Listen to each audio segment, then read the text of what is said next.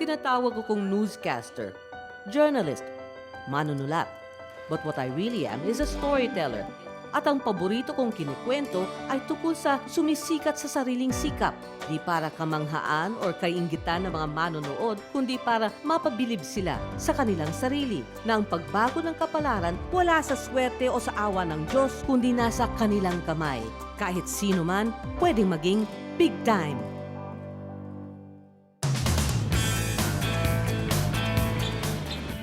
Nagkalat ang kanyang billboard sa EDSA. Meron din sa NLEX at SLEX at maging sa kalapit na probinsya.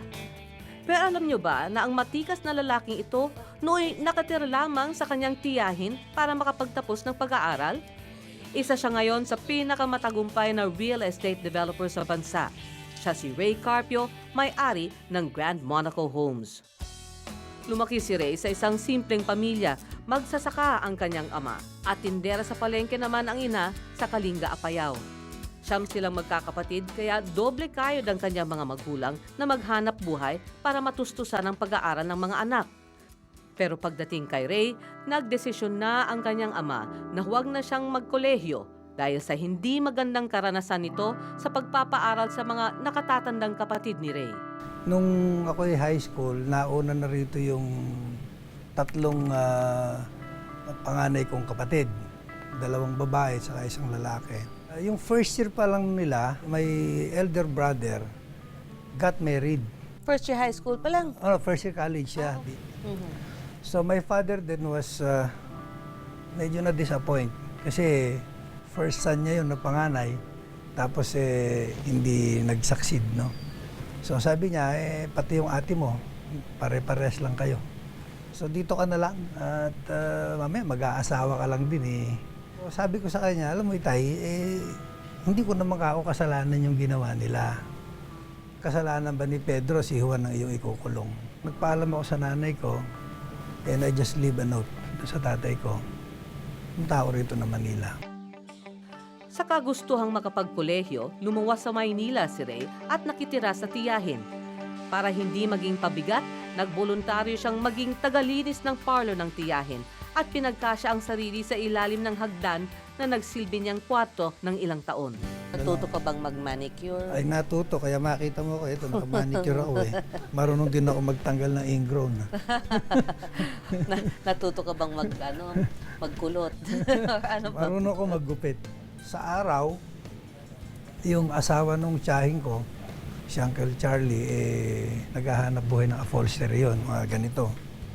Ako yung taga-baklas ng mga upholstery niya at tinutulungan ko siyang magbalot nito hanggang sa mga delivery.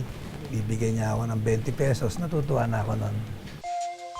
Kahit anong kayod, hindi pa rin sapat ang kinikita ni Ray para makapagkolehiyo.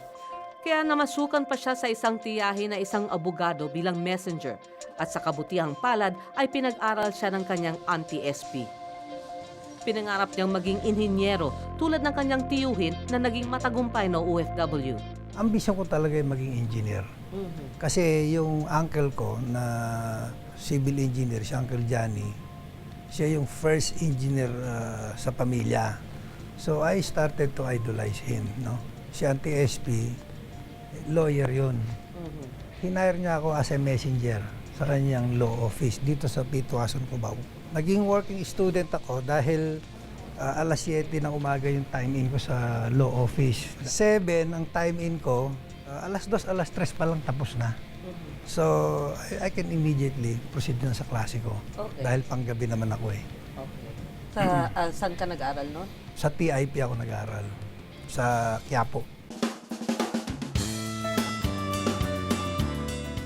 Nakapagtapos ng Bachelor of Science in Civil Engineering si Ray sa loob ng 4.5 taon. Pero hindi siya nakontento at kumuha pa ng pangalawang engineering degree. I understand, 2 pa yung kursong kinuha mo. Geodetic Engineering at saka Civil Engineering, ganun ba? Tama ka.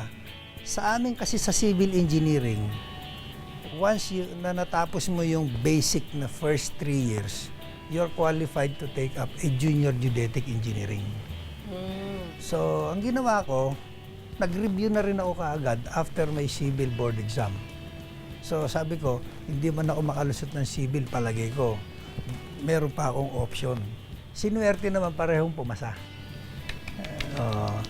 Kaya lalong bumbilib sa akin yung tatay ko. 2 bigating professional license ang nakakabit sa pangalang Ray Carpio, Civil Engineer at Geodetic Engineer. Pero sa kabila ng mga titulong ito, naging mailap pa rin kay Ray ang inaasam na trabaho. Right after graduation, walang mapag-applyan. So at that time, nag-apply pa ako ng gasoline boy. Yung gasolinahan dito sa may edge sa corner Boni Serrano, tabi ng Camp Aguinaldo.